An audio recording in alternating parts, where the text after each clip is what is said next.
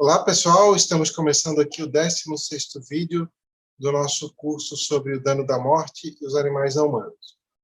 Bom, a gente viu que vários dos argumentos que tentam manter que os animais não humanos são menos prejudicados com a morte ou que, de alguma outra maneira, temos razões mais fracas contra matar ou para salvar a vida de animais não humanos, muitas vezes apelam a intuições, né?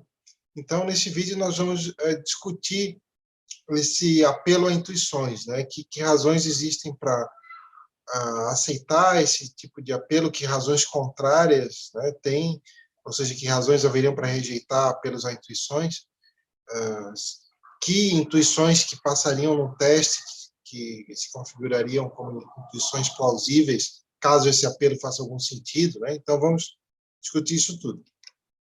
Bom, qual é vamos contextualizar aqui por que a gente está falando do apelo a intuições na questão do dano da morte, né? Então, a gente viu lá nos primeiros vídeos, né, que os AVACs, né, os anos de vida ajustados à qualidade, é um dos tipos de critérios sugeridos para se verificar a magnitude do dano da morte, isto é, verificar o quão prejudicado alguém é se morre. E a relevância dos AVACs para a magnitude do dano da morte é algo simples de explicar, né? Por exemplo, poderia ser dada essa explicação. Se a morte é um dano porque impede alguém de desfrutar os estados positivos que experimentaria se continuasse vivo, então, quanto mais esse alguém é impedido de desfrutar, mais prejudicado com a morte. E quanto menos desfrutou até agora, mais valor tem para ele os estados que ainda restam para desfrutar. Então, esse primeiro ponto diz respeito à relevância dos AVACs futuros, né?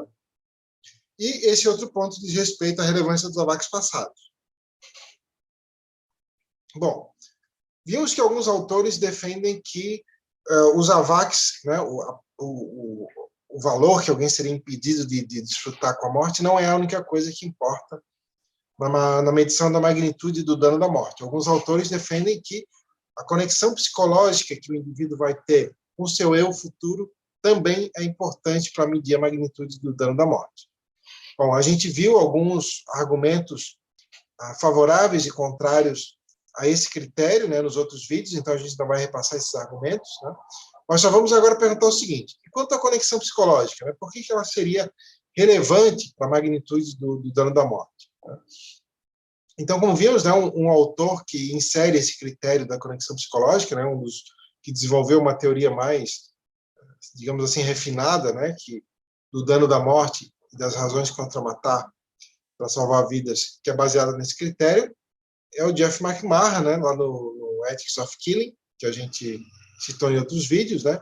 Então, parece que a resposta que o McMahon oferece para dizer por que o critério da conexão psicológica é relevante para medir a magnitude do dano da morte, é que esse critério fundamentaria as seguintes intuições.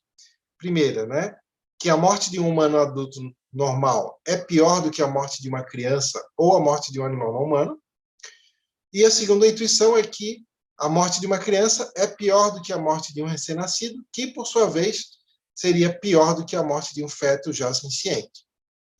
Por exemplo, né, lá na página 78, o McMahon diz que a maioria de nós não considera a morte de um feto já senciente uma grande tragédia, mesmo que o dano da morte para um feto já senciente, em termos de AVACs, seja gigantesco, né? Porque ele não desfrutou de nada ainda, ele já é um ser senciente, né? Não desfrutou de nada ainda e teria tudo pela frente ainda a desfrutar. Bom, então, o McMahon defende que, inserindo esse critério da conexão psicológica, fundamentaria essas duas intuições aqui. Bom, mas aí uma questão que prontamente poderia surgir é a seguinte: por que confiar nessas intuições, né? Por que isso seria, de algum modo, plausível? O ponto é o seguinte, né? Se não existir nenhuma outra base independente que explique a relevância da conexão psicológica, então, parece que o critério da conexão psicológica ele é inserido apenas porque confirmaria aquelas intuições. Mas então, né, poderíamos perguntar: se a conexão psicológica é importante por que ela fundamentaria certas intuições, por que pensar que essas intuições são confiáveis, né, em algum grau? Porque elas poderiam não ser confiáveis em nenhum grau. A resposta que o McMahon oferece, está lá na página 78 do The Ethics of Killing, é essa. Ele responde que é possível defender essas intuições se a gente mantiver que a unidade psicológica está entre as relações de unidade prudencial, que é o que a gente discutiu no vídeo passado. E, novamente, ele cita que a razão mais forte que existe para aceitar essa alegação de que a unidade psicológica está entre as relações de unidade prudencial é ela explicar e justificar aquelas intuições sobre a morte de fetos e de crianças. Bom, mas então, se a explicação é essa, o raciocínio é claramente circular, né? Porque, primeiro se diz, por que a conexão psicológica é importante? Porque ela fundamentaria certas intuições. E por que a gente deveria confiar nessas intuições? Porque elas são fundadas no critério da conexão psicológica. Bom, isso é claramente um raciocínio circular. E o Jeff McMahon reconhece que é circular, lá na própria página 78, que ele diz: eu apelo às nossas intuições sobre a morte de fetos e de crianças para defender a alegação de que a unidade psicológica está entre as bases da preocupação egoísta, que é o que a gente está chamando aqui de razões prudenciais, né? As razões que o indivíduo tem para se preocupar com o que vai acontecer com ele próprio. E ele diz, e no próximo capítulo eu invoco essa alegação, né, de que a unidade psicológica está nas bases das razões prudenciais para defender essas mesmas intuições. Então, ele admite que o raciocínio é circular. Só que, para ele, essa circularidade não é problemática. Por que ele diz isso? Né? Ele diz o seguinte. Ele diz que a coerência entre as várias crenças, né, se elas são coerentes entre si, aumenta as razões para se pensar que cada uma delas está justificada. Então, com base nisso, ele defende que a credibilidade tanto das intuições sobre a morte de fetos já sencientes, de crianças e de animais não humanos, quanto a alegação geral de que a conexão psicológica importa para a força das razões prudenciais, elas se reforçam mutuamente. É isso que ele diz. Né? Então, é um tipo de justificativa que, à primeira vista, parece coerentista, né? Ou seja, que é um sistema onde a justificativa das crenças não é independente, elas são justificadas na relação que elas têm umas com as outras. Se elas não se contradizem, se elas se apoiam mutuamente, elas estão justificadas. Mas depois a gente vai ver que não é bem assim. A posição do McMahon não é só coerentista, tem um elemento fundacionalista que ele explica isso em outro artigo. Mas, por enquanto, vamos assumir que é assim. Bom, qual é um problema com esse sistema de apoio mútuo, né? De dizer que os vários tipos de crenças são justificadas se elas se apoiarem mutuamente, ainda que nenhuma delas seja justificada independentemente. O problema com isso é que qualquer conjunto de intuições que não sejam contraditórias entre si, né, pode ser dado um suporte mútuo se houver um princípio geral que fundamente elas em algo comum. Né? Só que ainda assim, mesmo que isso aconteça, é possível que tanto essas intuições quanto o princípio que fundamentaria essas intuições, pode ser que eles partam de fatores que são moralmente irrelevantes. Por exemplo, poderia existir um sistema que fosse totalmente fundado em preconceitos, em um monte de crenças preconceituosas ou discriminatórias, e que um princípio que fundamentasse elas fosse também discriminatório, mas elas seriam coerentes entre si. Além disso, né, outro problema, essa metodologia ela permite ajeitar os princípios para dar suporte às intuições. Ou seja, toda vez que um princípio tem uma implicação que alguém não quer aceitar, basta inserir um segundo princípio que vai limitar a aplicação do primeiro e aí vai fundamentar essa intuição que entra em conflito com o primeiro princípio e a pessoa não quer abandonar. Então, dá sempre de ajeitar ao seu bel prazer, digamos assim, os princípios, inserindo novos princípios que limite a aplicação do anterior para acomodar as intuições. E como a gente vai ver, eu botei aqui no item a seguir, mas está errado, está no vídeo a seguir, está no próximo item. Isso vai acontecer lá na posição do McMahon, quando ele insere lá o princípio do respeito, para evitar as implicações indesejadas da própria teoria que ele propõe, que é a abordagem dos interesses relativos ao tempo. Mas isso a gente vai ver no próximo vídeo. Bom, agora vamos entrar naquela diferenciação entre coerentismo e fundacionalismo. Então, num artigo lá de 2013, né, o Jeff McMahon defende lá o método do equilíbrio reflexivo, que é o método proposto lá pelo John Rawls, né, onde as intuições sobre casos particulares, né, e os princípios gerais podem se ajustar mutuamente, né?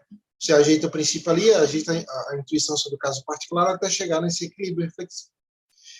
Então, apesar dessa abordagem do equilíbrio reflexivo ser normalmente associada ao coerentismo, né, ou seja, no qual aquele que eu mencionei antes, né, uma crença moral do coerentismo, ela não é justificada independentemente, ela é justificada apenas na sua relação com as outras. Né? Nenhuma delas é justificada independentemente. Só que lá no artigo de 2013, que é Moral Intuitions, ele defende, lá na página 110 e 111, um tipo de concepção fundacionalista, tá? Na qual algumas crenças, pelo menos, são justificadas de maneira independente da relação com as outras. Uma das razões para o McMahon preferir uma abordagem fundacionalista, né, é a seguinte: numa abordagem coerentista, as intuições sobre casos particulares e os princípios mais gerais dos quais essas intuições particulares são expressões, né, expressões particulares do princípio geral, eles possuem tanto as intuições, quanto a casos particulares, quanto o princípio geral, têm o status epistêmico, né, são igualmente confiáveis, igualmente importantes. Só que o McMahon considera que a autoridade dos princípios é maior, e isso faz com que ele deixe de ser um coerentista. Então, só que também é diferente das outras abordagens fundacionalistas, né? Diferentemente do que acontece em outras abordagens fundacionalistas, né, o McMahon também não considera que esses princípios gerais são autoevidentes, né? Então, ele não aceita que a investigação sobre ética, né, deva ser feita aplicando esses princípios gerais aos casos particulares, como fazem outros autores, por exemplo, lá o Peter Singer, né, por exemplo. O McMahon, lá nesse mesmo artigo, na página 114, ele defende que a ordem de descoberta desses princípios é o reverso da ordem de justificação, ou seja, na ordem de justificação os princípios vêm primeiro, né, e depois as intuições particulares, só que para chegar a descobrir esses princípios, ele defende partir das intuições. Então, ele diz isso, né, apesar de os princípios terem maior poder explicativo, chegamos a eles por meio das intuições, assim como os cientistas chegam em princípios gerais partindo dos dados da percepção. Bom, um detalhe interessante é o seguinte: o McMahon, nesse mesmo artigo, né, que é vários anos, né, mais de 10 anos depois lá do Ethics of Killing, ele reconhece que a existência de discordâncias em relação às intuições e a possibilidade de certas intuições terem origem em preconceito, né, ou em auto-interesse, em discriminações, torna implausível pensar que essas intuições são apreensões infalíveis da realidade moral, né, que elas necessariamente são confiáveis, que é aquele ponto que a gente estava observando antes, né, que pode ter um conjunto de crenças totalmente coerentes entre si, todas elas serem baseadas em preconceitos, em discriminações, fatores moralmente relevantes, etc. Então, um ponto importante é que ele aceita que certas intuições devem ser revisadas. Isso tanto lá no Ethics of Killing, na página 233, quanto nesse artigo Moral Intuitions, que é de 2013, página 116. Que aí qual seria o teste, então, para saber quais intuições são confiáveis e quais não são? Vamos ver. Então, novamente, no Ethics of Killing, ele já sugere esse teste, página 238. Nesse artigo de 2013 também, página 110 e 117 e 118. Ele sugere o seguinte: as intuições justificadas são aquelas que vão sobreviver a esse processo de filtragem, né? E esse processo de filtragem vai eliminar as intuições que são, primeiro, produto óbvio do autointeresse coletivo, né? Produto de bases metafísicas implausíveis ou produto de erros factuais. Né? É bom observar bem isso aqui, ó. Intuições que são produto óbvio do alto interesse coletivo, porque essa depois a gente vai ver, pode ser uma razão para a gente rejeitar algumas intuições que o McMahon acredita que são plausíveis. Isso a gente vai discutir em outro vídeo. Nesse artigo de 2013, ele também reconhece, isso lá na página 112, que para um princípio dar suporte à intuição, esse princípio ele precisa ter uma credibilidade independente, ou seja, ele não pode ser plausível só porque ele sustenta as intuições. Ele sozinho, digamos assim, se a gente pensasse nele sem saber que ele justificaria aquelas intuições, a gente teria que achar ele próprio plausível em si, ou seja, ele próprio precisaria ter um apelo intuitivo, independentemente de a gente saber se ele justificaria quais intuições sobre casos particulares ou não. Novamente, a gente vai ver que no próximo vídeo que isso pode ser um ponto para se rejeitar aquele princípio que o próprio McMahon insere. Mas não vamos discutir isso agora. Ele enfatiza também, lá na página 117, no artigo de 2013, que um dos objetivos do método de justificação moral que ele propõe é transcender os nossos pontos de vista subjetivos, né, e alcançar o maior grau possível de objetividade e de imparcialidade, né, que é um objetivo comum aí da grande, né, maioria das teorias éticas contemporâneas. Tá?